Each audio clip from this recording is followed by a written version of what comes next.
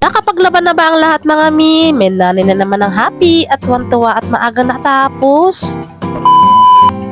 Good morning mga moms! This is Mama Lai. Kung hindi ka pa nakafollow sa aking page, baka naman. Today is Friday. Tayo ay labanderang nanay for today. Kailangan ko na rin talaga laban na ito mga mi dahil may mga basang damit pa tayo. Simula na ng swimming kami ng nakaraang Sabado pa. Kung nga alam kung uulan mamaya, napaparanoid kasi ang nanay. Kasi ang sabi sa weather forecast, uulan daw mamaya. Yung uso ba talaga ang ubot sipon at lagnat ngayon? Simula kasi ng swimming kami ng nakaraang Sabado ay nilagnat at ubot sipon na ako. Hindi ko talaga favorite ang June na weather dahil tag-ulan nga at medyo malamig. Dahil may allergic rhinitis ang nanay nyo at sinusitis ay pag nagsabay migraine na nga abo. Wala din rin naman tayong no choice, nanay ka. Hindi mo kailangan magkasakit at agapan mo ang katawan mo at ingatan mo. Kailan kayo at ilang beses kayo naglalaba mga mi. Sobrang thankful ako at tatapos ako ng maaga mga mi. Pasintabi sa itsura ko ang haggard. Hindi naman tayo masyadong busy mga mi dahil nga may ulam at kanin pa kami sa ref. Kailangan muna natin uminom ng ating energy drink mga mi. Ako ay naglaga lang ng 2 itlog. Pwedeng i-partner sa kape at napakasarap na. Sasabayan nyo na ako mag-almusal mga mi. Kala nyo tapos na ang ating gawain sa labas. Eto pa mga mi, hindi pa rin tayo tapos dito. Wala rin naman akong no choice. Ako lang mag-isa dito at ako lang kikilo. Kaya yung ulam namin kagabi na kaldereta at may kanin pa nga at iinitin na lang natin siya mi at ako lang naman din mag-isa.